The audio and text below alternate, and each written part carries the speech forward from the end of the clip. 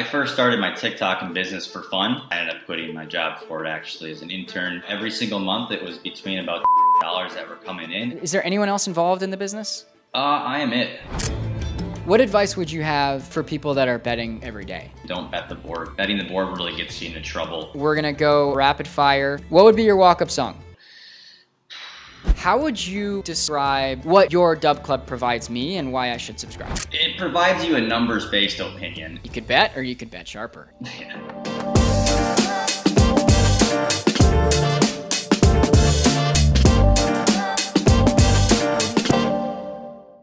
What's up, everybody? We are here on the DubClub CEO Corner episode, I believe number 7, although I think I got that wrong in the last episode, so I'll probably stop saying that. I'm here with Braden from BetSharper. Braden is the CEO of BetSharper. Braden, what's going on? Not much. It's going well.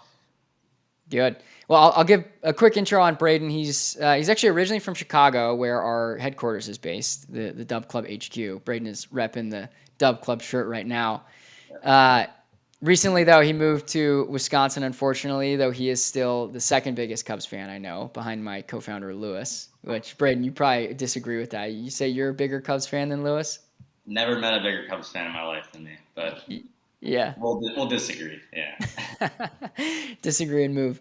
Braden is a statistician by background. He'll talk more about his collegiate degree in math, statistics, etc., and he uses that to his favor for he and his subscribers and followers all across social media when he studies and provides very informed advice based off research.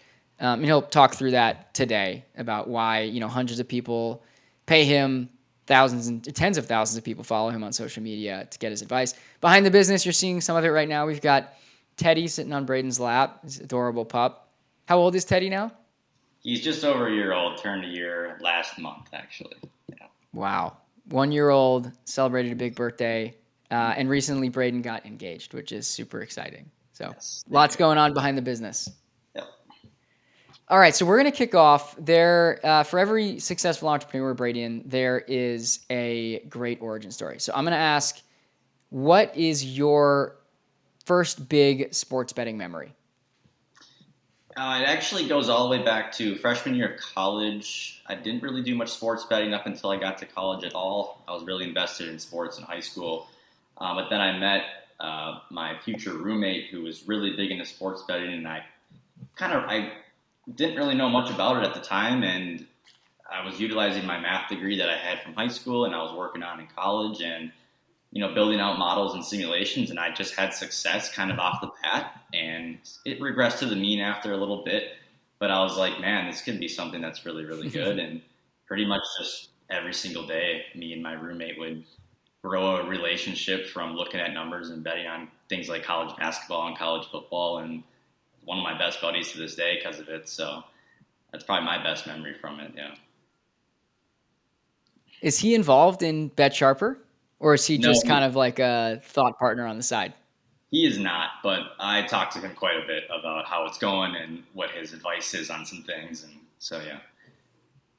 That's incredible. So your first big sports betting memories, say plural, kind of began in college? Mm-hmm. Yep. Talk a little about your college experience. I know you have a background in statistics, but what exactly did you study? And maybe now is a good time to give some background and some context on how you used that degree or you used what you studied in college to do your day-to-day work. Yeah, so I was intending to be an actuary, actually, when I went to school. So I went for a statistics degree with the concentration in the financial side. But I quickly realized... What is an actuary? That's just modeling insurance, premiums, and stuff like that. Wow, you're in a very different line of work. So it was very, very mathematical, and I realized that probably wasn't for me exactly. I was more of the stats type of guy. So I went for a 4-year at UW La Crosse, actually, in Wisconsin. Mm-hmm. And then after that, decided to move to Chicago, where I always wanted to be. I was there for a couple of years while doing a online master's degree in statistics from Michigan Tech. Once that completed, I just kept on working on building my models, and obviously, you learn more and more about maybe flaws that you were making, and you change things up. I went from building my simulations in R to Python to SAS.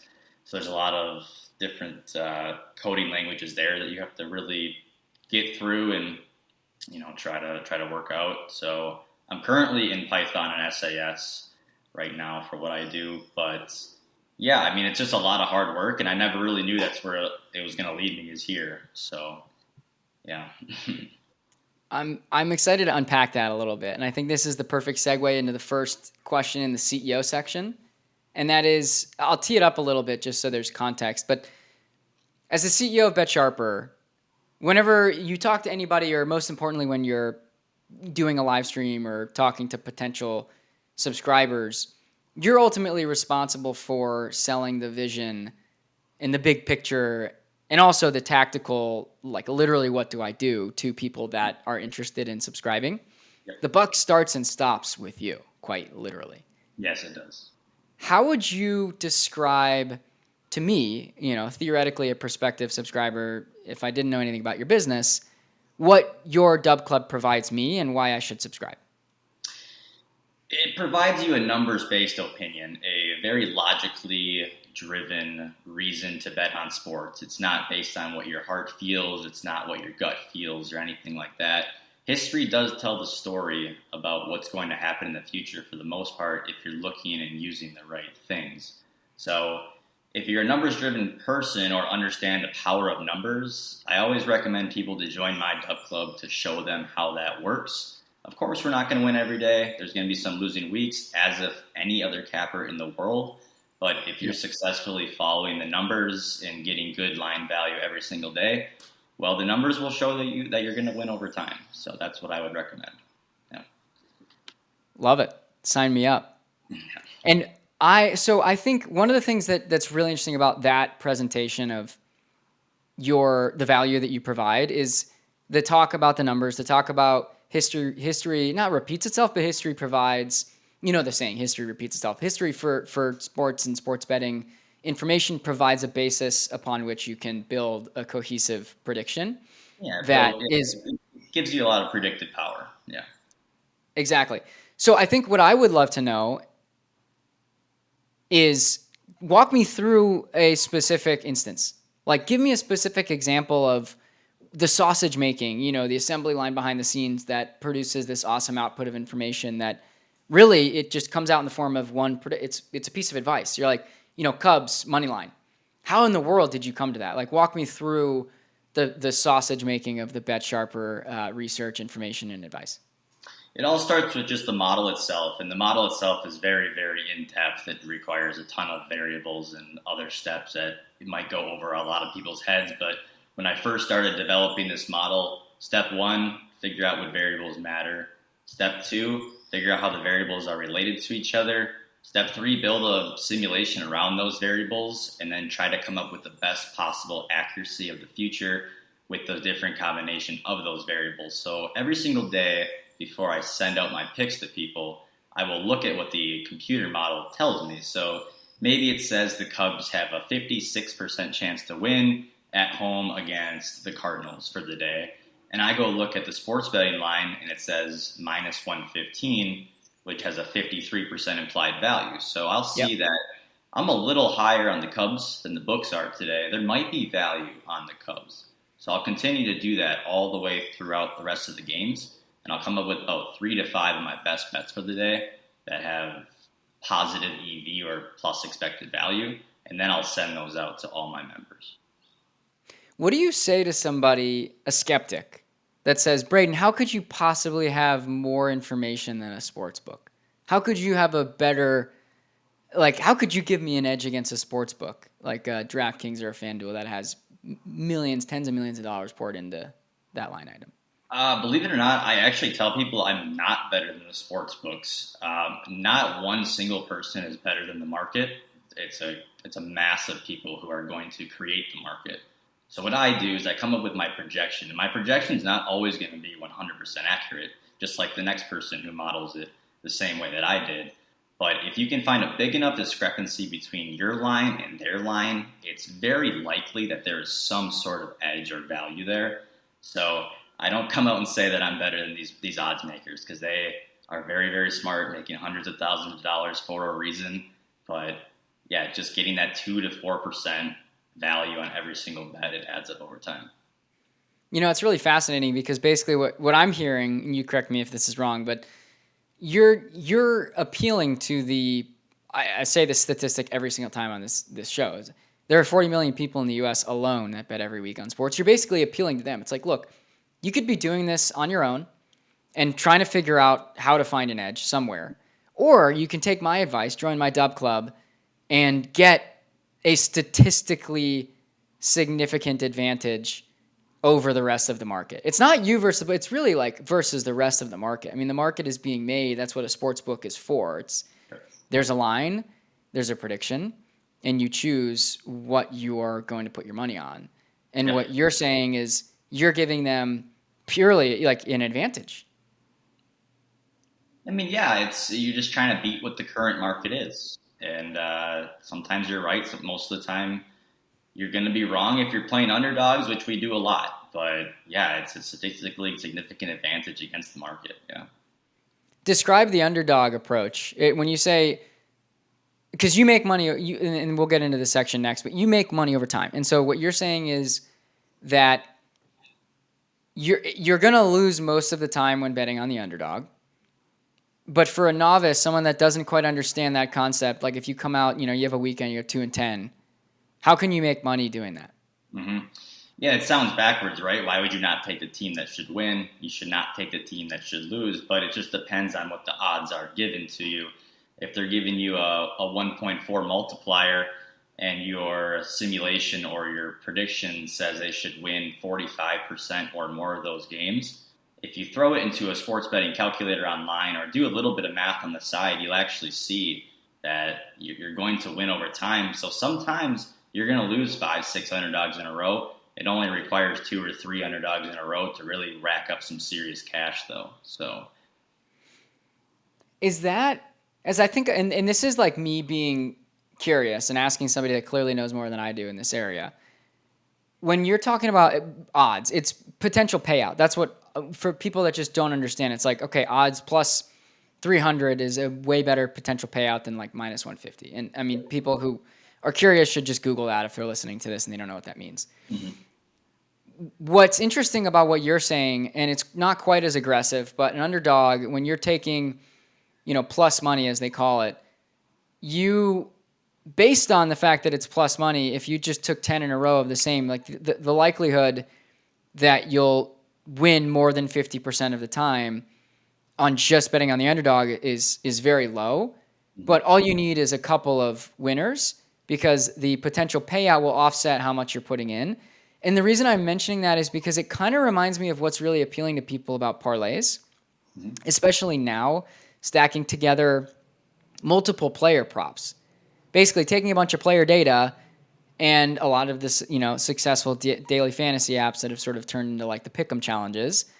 You're basically stacking together a bunch of things, and you, out of 10 bets that you make where you're doing like 4 or 6 man stacks, all you need is one, and you win back, if it's a 25x multiplier, which would be what, like plus 2,500, 25,000, I don't even know what those odds would be.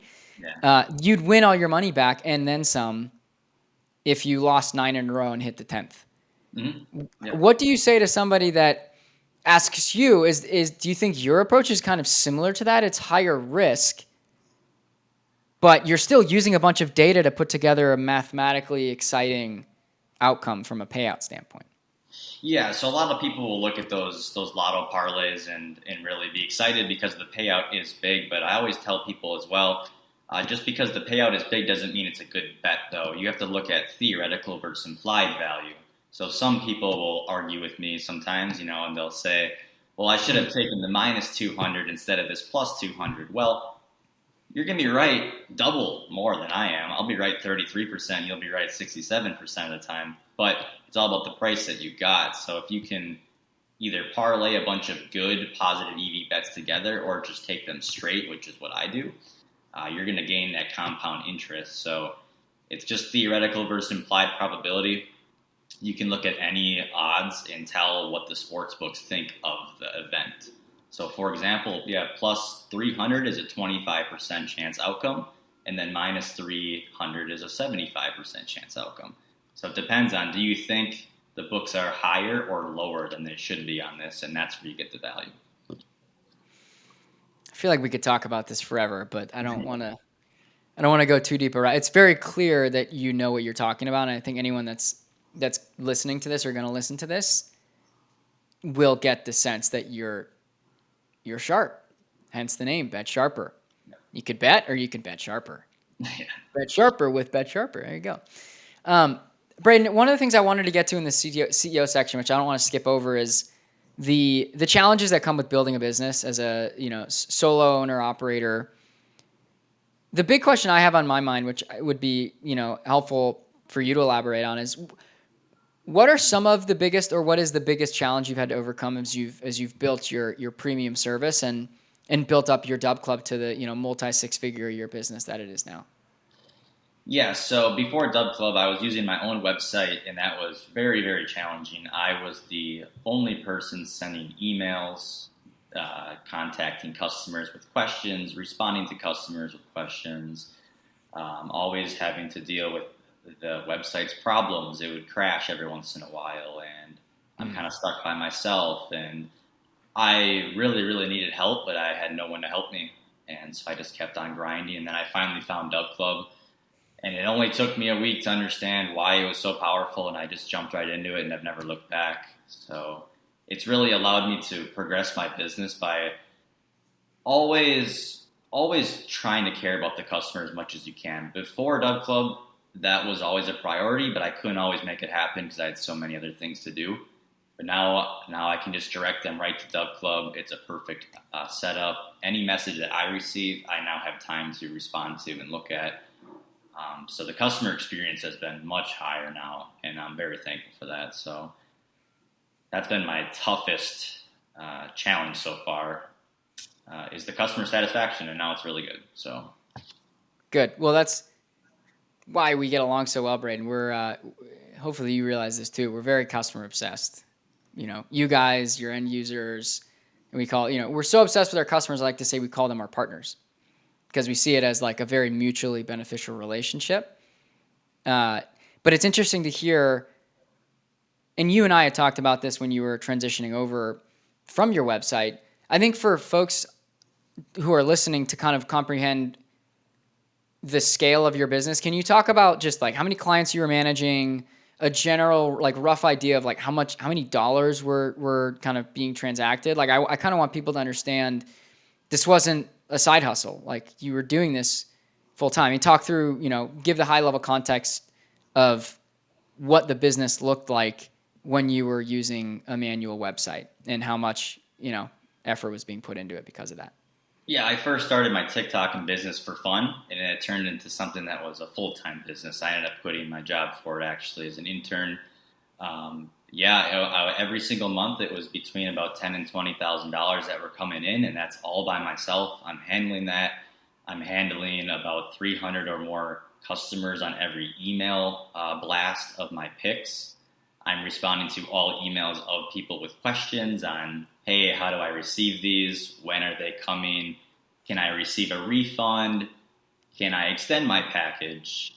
Just a lot of things, and way more time invested into that than I really wanted it to be. So, yeah. And how much from a monthly standpoint? You don't need to give like exact numbers, but how much have you scaled your business since then? And that was like prime time selling season, I think, when you were hitting your peak, when you decided to transition like mid fall or early in the fall. Yep. What how much have you sort of scaled your business, grown your business since then with DubClub? I have being able to focus on the customer. Yep, I have over doubled my business, about a 2.5 times multiplication. So it's been just great. So yeah, good. And just to confirm, is there anyone else involved in the business? Talk me through the operations. I am it. That's it, actually. It's always been that way. I think it always will be, unless I really need some help in the future as I continue to grow. But I'm the TikTok guy. I understand how TikTok works. I'm the face of the company. I go live every single day and interact with all the members and customers. So yeah, that's me. And when you think of BetSharper, I think everyone just thinks of me, and that's it. So, how would you prescribe the following roles in a company? There's obviously, so the CEO has his executive suite. Let's just sort of pull this into a functional discussion. There's a CEO, so Chief Executive Officer. Obviously, I think you would give yourself that role. There's the CTO, the person who is sort of responsible for, call it like product engineering, tech. There's the CMO, Chief Marketing Officer. And there's a couple other things. I think the most important ones here are CMO and CTO, and the CFO. Someone who's managing the finances. Who would you think handles in your setup the CTO position? Who handles the Chief Marketing Officer position? And if there is like a CFO, I think I met him honestly actually when he was in Chicago. If it's who I'm thinking of. But who satisfies those three? So technical, marketing, and finance for you. oh man, that's a really good question. I'll give you a hint on the CTO. It's you don't even have to think about it because it's the team behind you with the shirt that you're wearing. Oh, of course, yes. I'm just trying to think of the marketing and the TikTok stuff alone. It's mainly me. I think it's you.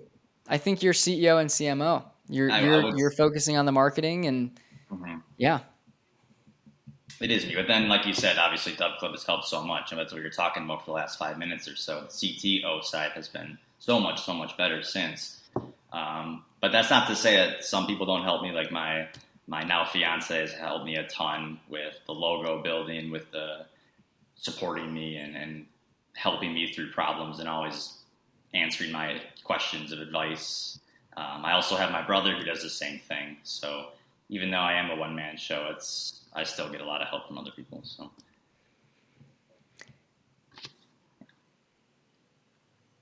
the vision I would say for DubClub is to not have you worrying about anything other than being a CEO. And I know that the CMO responsibilities, how much time do you spend on live streams a day?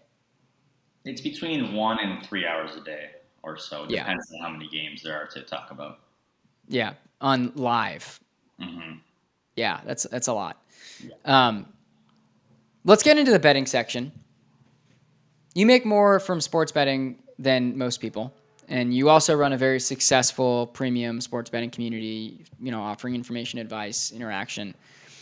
Betting wise, what's the most money you've ever made on a single bet, and what prompted you, if you remember, to make that bet? So I'm a single bettor. I'm a straight bettor. I don't really do the whole parlays thing, but before I got really serious into it, I was a big parlay guy actually. And the most I won on a college football Saturday was $7,000. It was only $100 bet though, so it was a 70x. It was an 11-leg college football and college basketball parlay back in 2018, I believe that was. Do you remember who was on it? I honestly don't remember the ticket exactly. There was some funny schools on there, some big underdogs against teams like Bama and like Georgia. But yeah, I don't remember. I can definitely find it though. I love that. Wow. So turning, you said 100 into 7,000. Yeah, it's like 7,100 or something like that. Yep. Jeez. And catch me up now on. So you're doing straight betting, which. I think two things. One, articulate that or define that for listeners in case they don't know. And then number two, what's your standard unit and what can you typically expect then to make back off of that? Okay. From a payout standpoint. A straight bet is just an individual wager. It's just one team or one total on a ticket. There's no multiple entries on the same ticket. So it's typically a -110 to -140 bet for me. So we don't do any parlays here, although some of my members do decide to do them by themselves, which is up to you guys, of course. But my straight bet unit size is 1,250 currently, which I always recommend it to be about 3% of your bankroll. So you should have about 33 units in your bankroll. So my bankroll is about $40,000 right now for that. And you should expect about a 3 to 5% return. Now, that might not sound like a lot, but if you're doing it correctly with a large unit size and you're compounding your units over time, it actually does provide more value for you than just investing in the stock market. So you're not going to win. You're going to lose 45 to 47% of your bets with me at minus 110, but you're still making some good money. So $40,000 is a pretty big bankroll. Is that for folks that do this full time? What should one typically expect for how large a bankroll someone's working with? Like a capper that runs either a premium service full time or just bets on sports full time. Yeah, bankrolls definitely differ for people, especially if you're a straight bettor or a parlay bettor. Parlay bettors' bankrolls are going to typically be smaller because it requires less risk to make a lot of money. But if you meet another capper or someone successful doing this who was only straights, you'd expect to have a pretty large bankroll to make enough. So, yeah. Good. What do you typically spend your money on? I'm a pretty frugal guy. I really like just going to sports events. I recently just bought a new car. I just got engaged, so I bought a nice ring for my now fiance. I am planning a what car did you buy? I bought the 2023 Genesis G70. Nice. Good choice. I got it when it was 100 miles, so I love that car, and gonna have a very nice wedding coming up. I treat the fellas out to some golf events every once in a while. There you go. They've been with me for a while. while. How are you playing? Playing well so far, actually.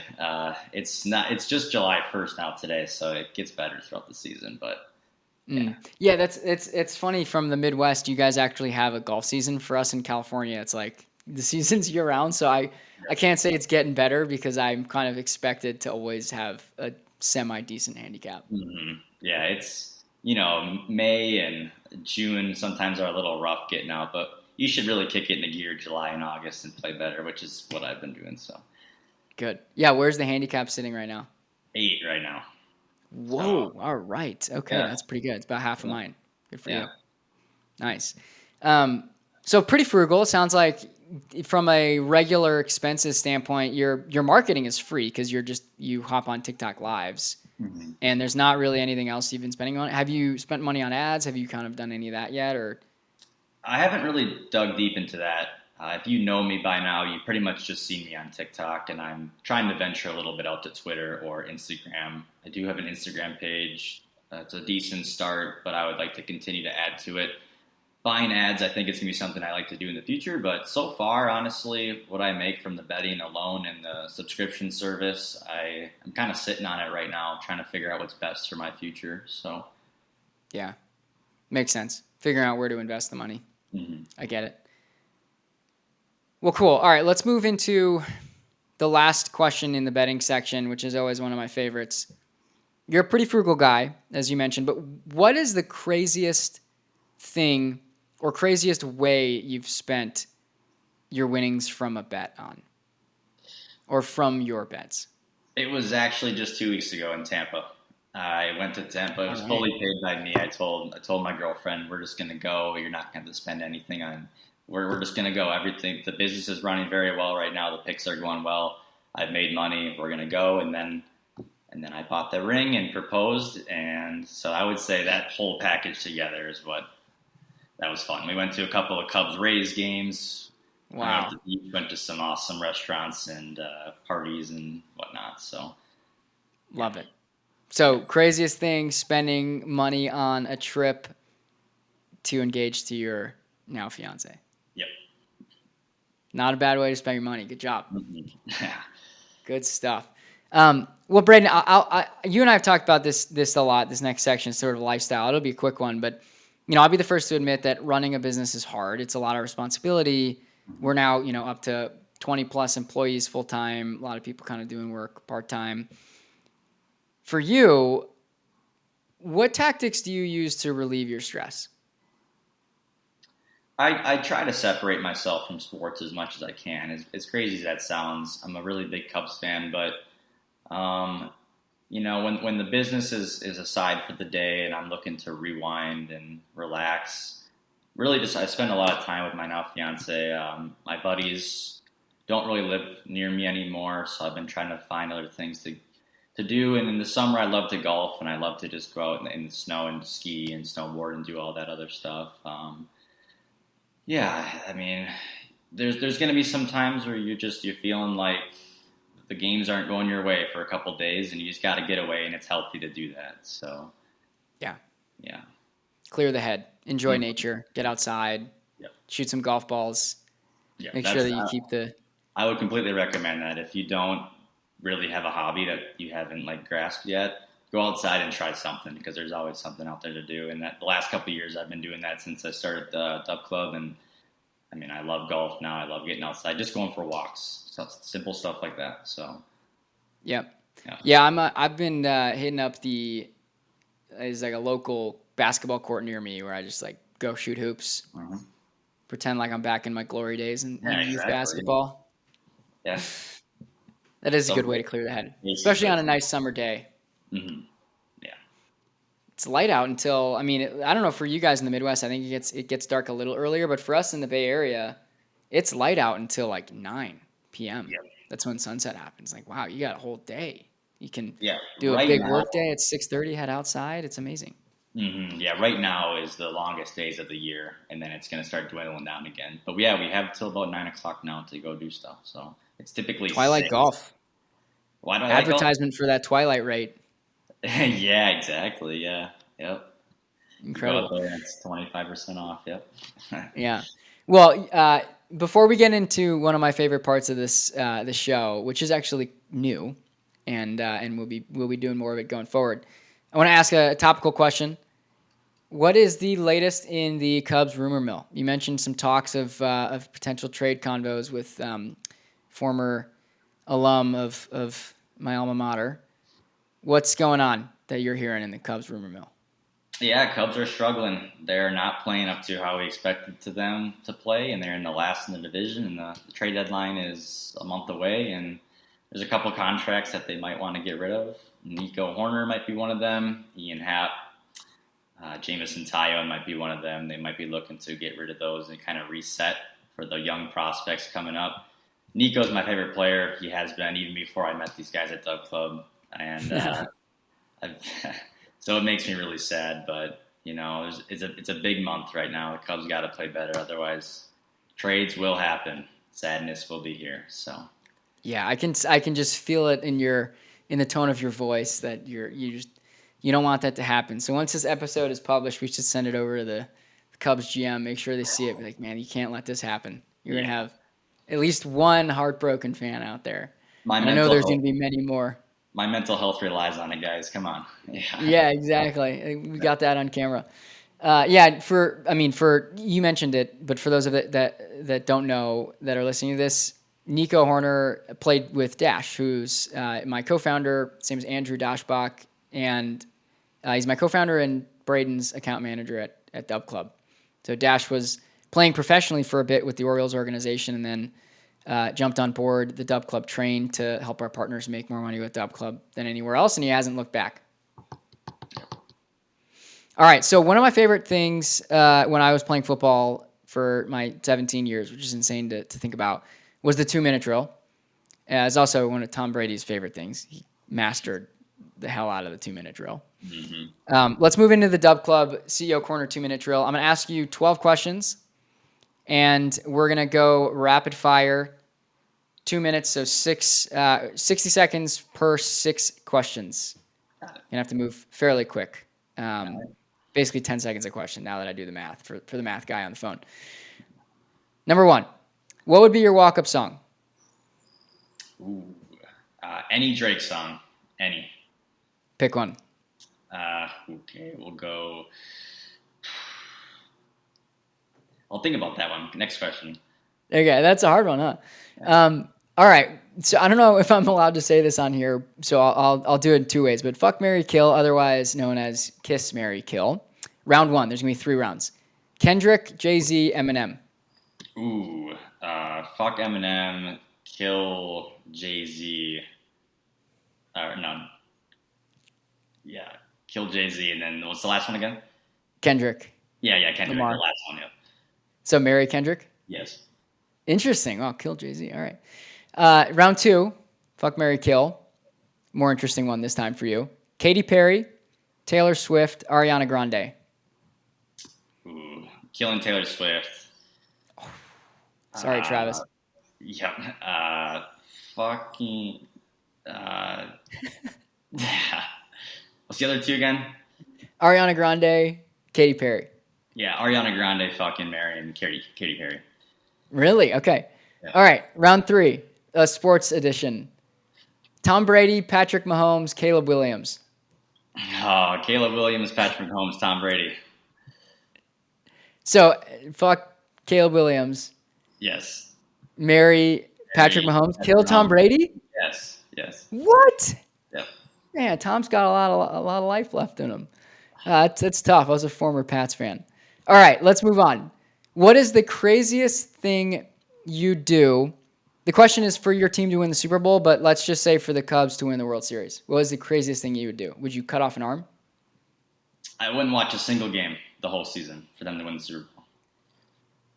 Really? Yep. You mean for them to win the World Series? Or win the World Series or anything. Super Bowl, World Series. I would not watch a single game if that's meant. Any Chicago team to win anything, you wouldn't watch a single game? Nope. A single game of a Chicago team or a single sports game? Just the Cubs or Bears, just in general. Okay. All right. Good to know. Jordan or LeBron? Jordan. Cubs. Yeah. Chicago guy. Yeah. Another probably biased question. New York style or Chicago style pizza? Chicago. I've never been out to New York, but I've heard it's good. So I'll say Chicago. All right. Got to try it. Yeah. Got to try it. Spotify or Apple Music? Spotify for sure. Yeah. Who listens to Apple Music? Yeah. I feel like I'm going to ask this question, and I swear if someone says Apple Music, I'll be shocked. Yeah. Morning person or night person? Definitely night. Night is where I get stuff done. Night owl? Yeah. All right. Couple fun ones to end. Crunchy or smooth peanut butter? Crunchy. Got to have the peanuts in there. Weird. Uh-huh. Would you rather travel 50 years in the past or 50 years into the future? 50 into the future. Interesting. Would you rather be able to? Oh, go ahead. Love to see where sports betting is 50 years from now. 50,000. Yeah, that's a good reason. Would you rather be able to fly or breathe underwater? Fly. Wow, interesting. Okay, all right. Well, we just wrapped up the 2-minute drill. Nice job. Yeah. A little over 2 minutes, but we got through about 10 questions in 2 minutes. Good stuff. All right, Braden, we're gonna wrap up with the allowing me to remember the names for some reason. I don't know. Yeah, it's all right. You had the kill on every single one. It was like Taylor Swift, 2 others. All right, immediately kill Taylor Swift. Well, yeah, because that's what I was trying to do is eliminate one, and then I forget the other 2 people. I'm like, well. Yeah. Yeah. All right, last question. We'll wrap up here. This will be a fun one because you have so much information and experience to provide. Over 40 million people in the U.S. alone bet on sports every week. Most of those people lose for obvious reasons we've talked about today. And majority of those people do it for fun. They bet on sports for fun.